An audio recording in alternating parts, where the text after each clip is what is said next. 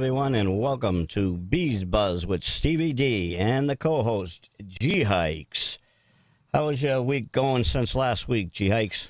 Well, actually, it's been going pretty good until yesterday afternoon about 2:30 when finally the inevitable happened. After 6 years with the Bruins, defenseman Johnny Boychuk was traded to the New York Islanders in exchange for 2 second-round draft picks and a conditional third-round pick.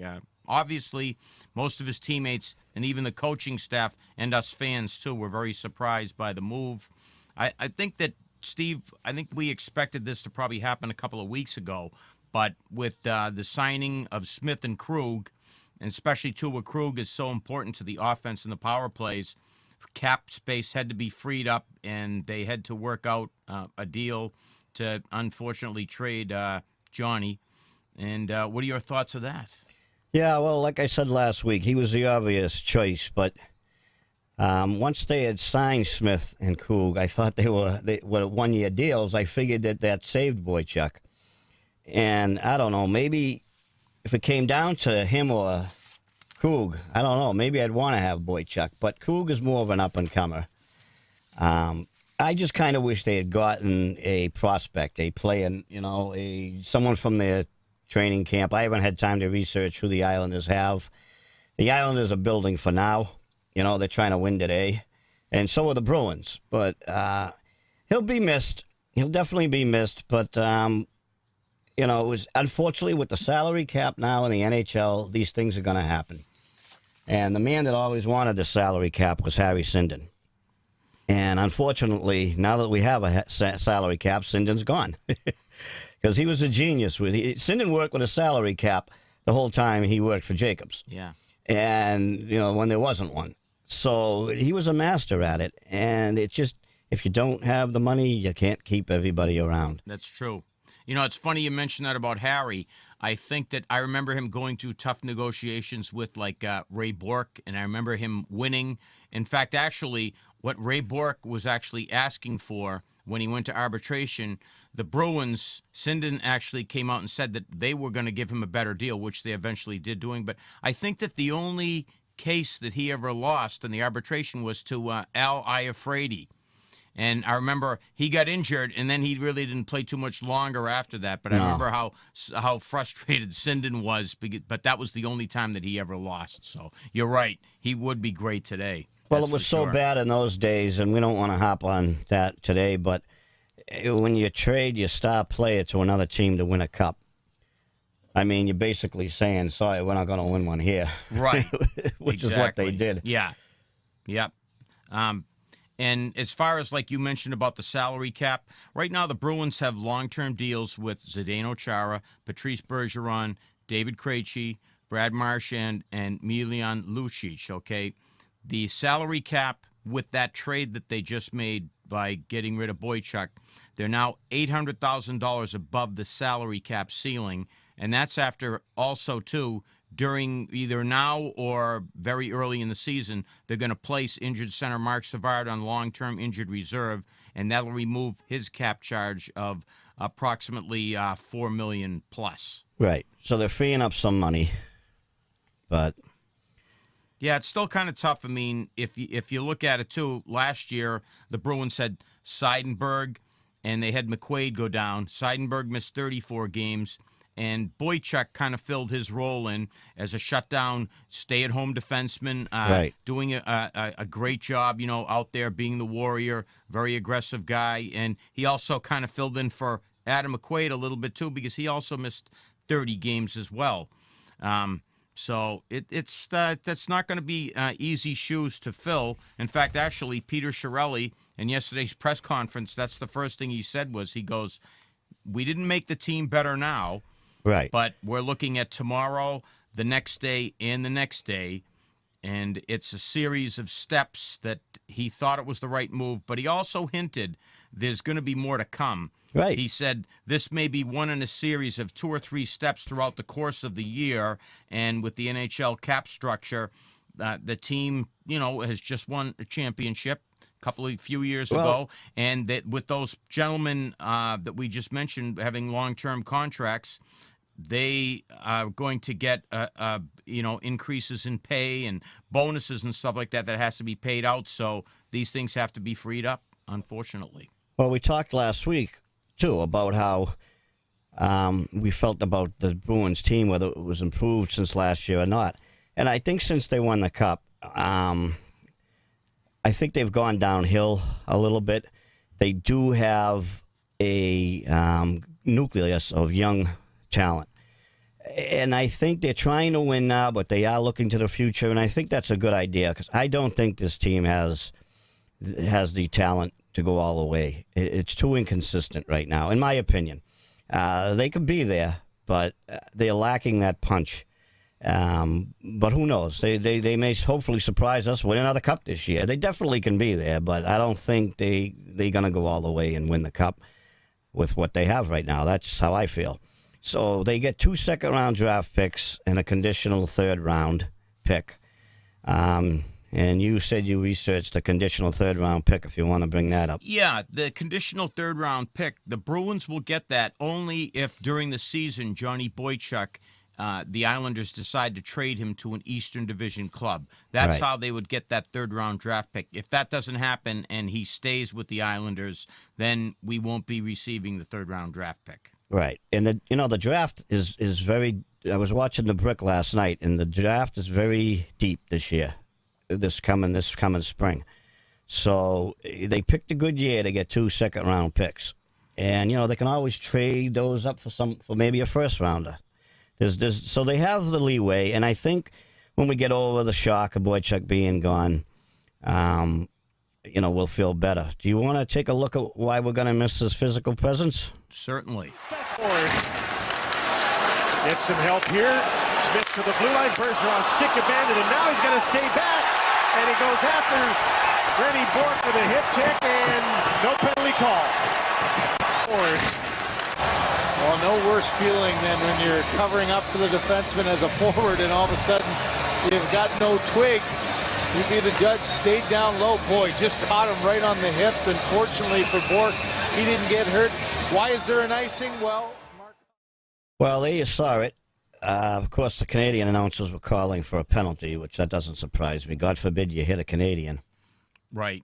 Exactly. I got to bring the guy back in. Yeah, right, exactly. He was leaving on me. Yeah, right. But anyways, yeah, I mean, and that summed it all up, too, about Johnny Boychuk. You can see he lost his stick, okay? But he saw the Canadian player rushing down the ice with the puck, so what does he do? Gives him a hip check. Right. That's all he had left to do without the stick to get it away from him, and it did the trick, and that's the kind of guy he was. I have an excerpt here that it's a quote that Milan Lucic summed up. I know everybody talked about losing him, but Luch said, Johnny was a well-liked, popular guy, not just for who he was off the ice. Everyone respected him for what he did on the ice just as much. He was a warrior. He was a guy who played the way he did, and he didn't miss too many games because of his durability. Luch went on to say that it's hard, but if you look at the Bees management, their track record over the last 7 years with the teams they've put together, even trading Kessel and Seguin, they're still able to be an elite NHL team. So, in other words, he said, you've got to trust the management, and the players have to believe in themselves. Exactly. Yeah. And it's part of the game. No one likes to see a teammate get traded. It always has an effect, and I think it bothered them in last night's game. So you got to move on. It's part of the game. Right, exactly. And and the players understand this. Johnny was a little upset because I think that he probably would have been one of these players that, being an unrestricted free agent next year, he may have possibly taken a hometown discount to stay here because he liked playing for the Bruins so much. But if you look at Johnny, though, I mean, what a player he was with the Bruins, and in 321 NHL games, Johnny has a plus 89 plus minus rating, which is really, really good. Right. I mean, you can't get much better than that for the role that he played with the Bruins. And we talked last night about the fact that had he been playing on the penalty kill a lot, even though the defensemen, they revolve them a lot. I don't know if he made a difference, but the shorthanded kill last night was terrible. The penalty kill was terrible when they were shorthanded last night against Detroit. I don't know if that had a lot to do with it, but they sure showed a sign of something there. Plus the goaltending by Rask was sketchy, but Yeah. it's exhibition. Right. Exactly. It's time. That's the time to shake off the cobwebs. Shake them off now and get ready for the regular season. Yeah, like you said, I didn't get a chance to watch the game because I was actually videotaping a junior hockey game, but I did see the highlights, and Bergeron, talking about a nice night for him, a way to go out in the exhibition season. He had 5 shots on goal, and he netted 3 of them for a hat trick, including a power play goal, but it wasn't enough. Bees losing the shootout. That Gustav Nyquist, he backhanded and 5-holed Tuukka to win in the shootout. I saw the highlights, and gee, I'll tell you what, especially that second goal in the shootout, Tuukka probably wishes that he had that one back. I think a lot of them. There was one power play goal he had no chance on. It was a vintage Detroit goal, passed in the slot, and then just one timer tipped up into the corner. He had no chance on that, but he had a bad night, Tuukka. But like you say, it's exhibition. That's just like our videos are exhibition right exactly. now. time to shake off the cobwebs. We got to shake some off. Yeah. But now, Steve, you watched the game last night, and I know that the Bruins' top round pick there, Pastrnak, he played last night. How did he look? I thought he looked, pretty good for a kid coming off a shoulder injury, and he's obviously trying to make the squad. Yeah, one play there, I tried to get some highlights, but they're not available yet, and so we can't share them with the audience, but one of the plays, he came from behind the net, got whacked, and knocked the net down. So he showed that aggressive style we like. And he had a couple of opportunities to score. Excuse me. I think he, really played with a lot of heart last night. I don't know if he's going to make the squad, but he's definitely a prospect. Yeah, it's speaking of the squad, I think we're going to get to that probably more in our second part of the show. But yeah, it's going to be very interesting going down the stretch here. Who's going to stay and who's going to go? I know that Simon Gagne, he still seems to be somewhat in the picture, even though it looked like a couple of days ago where he didn't make the road trip to go to play the Islanders on Long Island, that everybody thought that he would probably be released. Kind of like last week there when the Bruins, after they signed Krug and Smith, they released that what's his name, the Finnish player there that they picked up from who played for Buffalo and Villaleno. That's it. Yeah, right. They released him, and he actually had he was actually playing decent, but unfortunately, with picking up those two, the only reason why that they had him around was just in case Krug, they couldn't come to terms with him. Right, because they've got a lot of young players. But like I say, last night, exhibition, you got to look at everybody. Now Chiarelli has to put his roster together for the start of the season, Wednesday night. But I did like Pasternak's hands last night. He almost had a goal. He kind of did a little flippy stick handling maneuver, little fancy maneuver, and unfortunately didn't get a good shot off. But he wasn't the only one. The Bruins, the puck was all over the ice last night, going between legs, under sticks, so it was just one of those nights. But, you can't really take exhibition into heart. No. You're trying new lines and different things. Right. Yeah. Well, I'll tell you what, Steve, why don't we get ready to end this first segment? But before we end this segment, I just wanted any of you fans out there to be aware. If you go to the NHL.com website, check out the new Canadian postage stamps honoring Canadian hockey players as the Canada's gearing up, and the NHL for believe it or not, the 100th anniversary of the NHL is coming up in 2017.